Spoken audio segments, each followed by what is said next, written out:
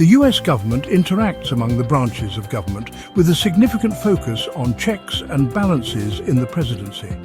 Below is a detailed breakdown of the various ways the legislative, judicial, and even executive branches check presidential power. Congressional checks on the presidency. Congress, as the legislative branch, holds the most significant checks on the executive branch. Lawmaking and policy limitations. Congress can override a presidential veto with a two-thirds majority in both the House and Senate. Power of the purse. Congress controls government spending and budgeting through appropriations. Congress can refuse to pass laws that the President supports. Advice and consent. Senate-specific powers. The Senate confirms presidential appointments, for example, federal judges, cabinet members, ambassadors, with a simple majority vote.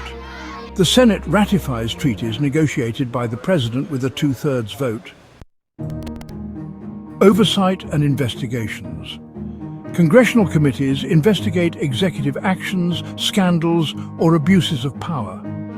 Subpoena power allows Congress to demand documents and testimonies from executive officials. Impeachment and removal. The House of Representatives can impeach, formally charge, the President with a simple majority vote. The Senate holds the trial and can remove the President with a two-thirds vote. War powers. Congress declares war, not the President. The War Powers Resolution of 1973 requires the President to notify Congress within 48 hours of deploying troops and limits military action to 60 days without congressional approval. Judicial checks on the presidency. The federal judiciary, led by the Supreme Court, has the power to check presidential actions. Judicial review, established in Marbury v. Madison in 1803, allows the Supreme Court to strike down executive orders or actions if they are unconstitutional. Lifetime appointments for federal judges mean that once presidents nominate judges and they are confirmed, these judges serve for life and are not subject to presidential control. Landmark cases have also played a crucial role in checking presidential power. In U.S. v. Nixon in 1974, the Supreme Court limited executive privilege, forcing President Nixon to turn over the Watergate tapes.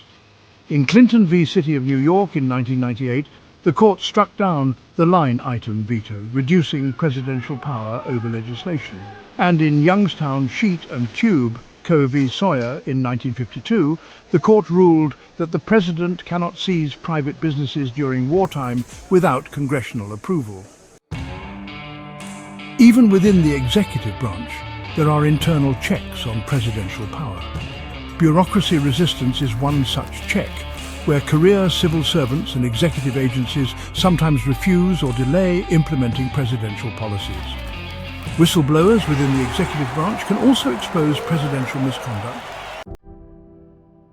The vice presidential role is significant in maintaining checks on presidential power. If a president is unable to serve, the 25th Amendment allows the vice president and cabinet to declare the president unfit for duty. Public opinion and the media also serve as checks.